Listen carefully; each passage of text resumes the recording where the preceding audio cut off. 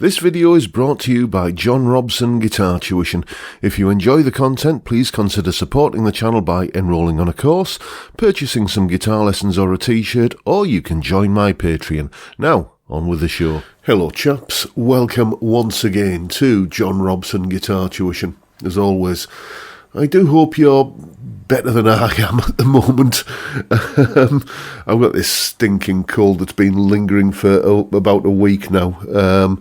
Just counting down the hours until I can put my feet up with a big mug of hot lemon with whiskey and honey in it. But anyway, pressing on. Today is Tuesday, which means we're doing a top 5 list. And as you know, in the past few weeks, I've been running down my favourite 5 albums from the 70s in various different genres of rock. And just to reiterate, the reason why we're looking at the 70s is because I think there's a strong case to be made that was possibly the most fertile era for the rock music genre. So far we've looked at, I think, blues rock, live rock albums, progressive rock, mainstream rock, and so on. And I was wondering how to kind of broach this week's topic, because it's all of the kind of stuff that's just a little bit more sophisticated, perhaps, a little bit more softer edged, still, I think, identifiably rock in one way or another.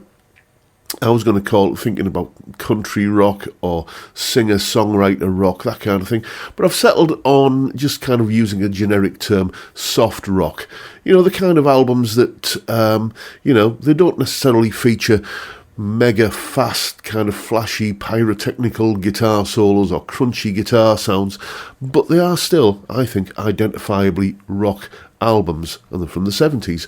And these are my favourite 5, starting with Hotel California by the Eagles. Yeah, all right. So this one does have, some quite crunchy sounding guitars on it, and possibly, I think, one of the most iconic guitar solos ever played.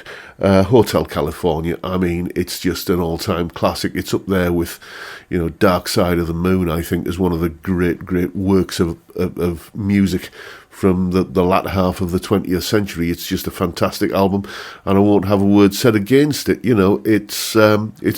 It's only in recent years, through reading Don Felder's autobiography, by the way, I think it's called Heaven and Hell, well worth checking out if you want a glimpse behind the curtain of what was going on in the Eagles at the time. And it's sort of it's the other side of the story from that 2-part Eagles documentary that was on about 10 years ago. You get a different perspective, let's say.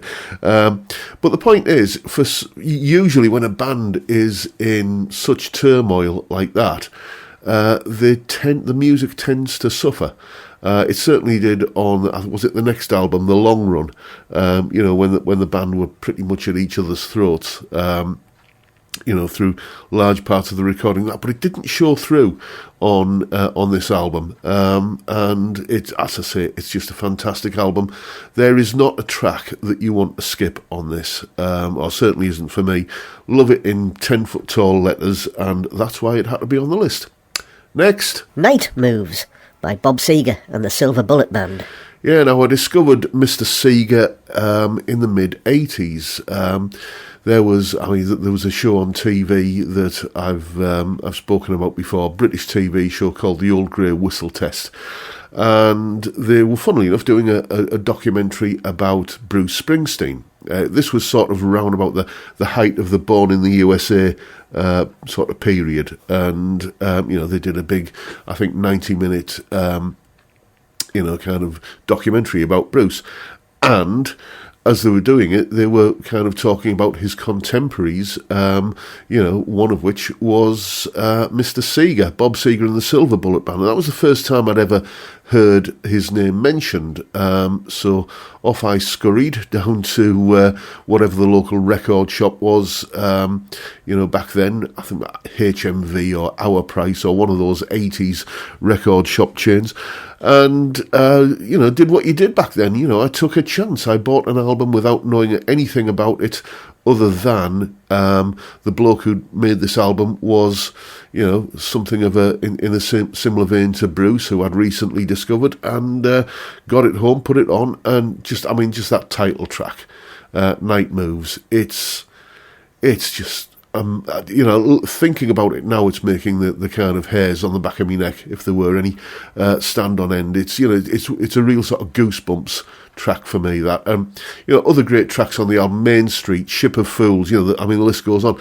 It's possibly, I don't know, I think there were probably 2 or 3 other Bob Seger albums, in the rack when I went into HMV or whatever it was.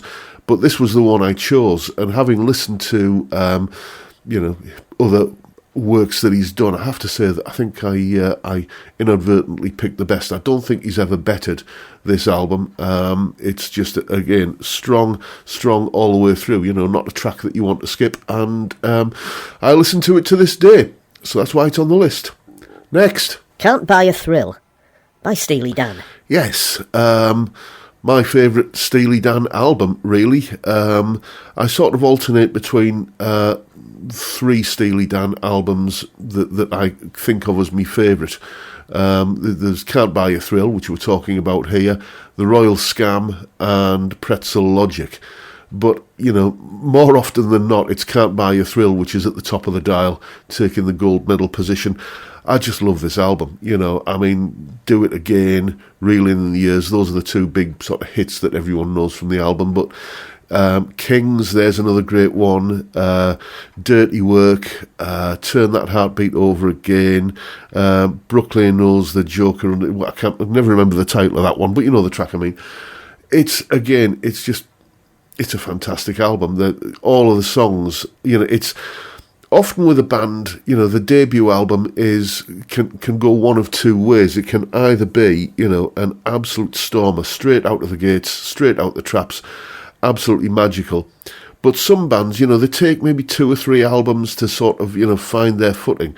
Thin Lizzy would be a good example of a band that their early stuff, Vagabonds of the Western World and those kind of albums, I don't dislike them, but I don't think, they hadn't really sort of nailed the Thin Lizzy thing until, possibly Jailbreak, really, possibly round about then. But, what I'm saying is some bands take a little while to evolve into the great band that the kind of that they're supposed to be. But not Steely Dan. This is one of their strongest albums, Midnight Cruiser. There's another track off there. Absolutely, I can't say enough good stuff about this album, and that's why it's on the list. Next. Dire Straits by Dire Straits. Yeah, another band who hit the ground running straight out the traps. Mark Knopfler. This is, when the world discovered his guitar stylings, and suddenly, it's you're hearing, in the same way as in the 80s, there were a lot of bands that featured guitarists that sounded a lot like The Edge, that kind of doing that delay kind of thing. After 78 or 79 when the Dire Straits' first album came out, suddenly there were a lot of bits of music that you'd hear, even music in adverts, and music in TV shows and stuff like that featured that kind of quacky, out-of-phase, Knopfler-esque Strat sound through a clean Fender amp that you hadn't really I certainly hadn't really noticed being quite so prominent before this. So it was a big influential album on, what became what was the sort of go-to guitar tone for a lot of people, certainly me as well for a long time.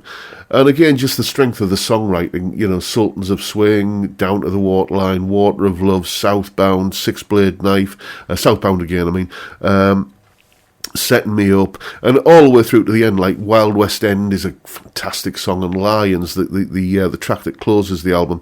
I remember back when I was a student and living in student accommodation, and I didn't have the rent to pay me landlady. I would put this album on my Walkman and go for long walks around the countryside to keep out the way of the landlady. So it brings back a lot of happy student days memories for me. But yeah, fantastic album, and possibly maybe kind of Love Over Gold is another contender for their best album, but I think it's maybe a joint first for those two albums. But Love Over Gold was out in the 80s, so it couldn't feature on this list. But yeah, Dire Straits' first album, absolutely adore it, had to be on the list. Next, Tapestry by Carole King. Yeah, the songwriting genius that is Carole King. Hearing her interpretations of songs that you'd previously heard by other people, like Natural Woman, for example. Was it Aretha Franklin who did that? I certainly knew the Aretha Franklin version before I knew the Carole King version. I'm not sure of the timeline, but I think, what Carole King did on this album was record her versions of songs that she'd written, that other people had hits with. It stands the test of time. It doesn't sound remotely dated like a lot of albums like a lot of music from yesteryear can. It's just, great songwriting. The production on it, again, is just amazing, considering that it was, I think probably because it was recorded in an era when, we didn't have quite the sophisticated production techniques that we have these days. It sounds real. It sounds, you've got that sense that you're in the room with, the music being made. It's just a great album full of great songs that are, iconic, and, I never ever tire of hearing it. So that's why it's on the list. And those are my 5 favourite, what we should call, I guess, soft rock albums from the 70s. Let me know what you think. Let me know if you think I've got any of them in the wrong category. Usually somebody will kind of point that out. That's not an example of this genre of rock music. It's some people are quite fond of pointing that out. But you know what? They are to me, and this is a very personal list.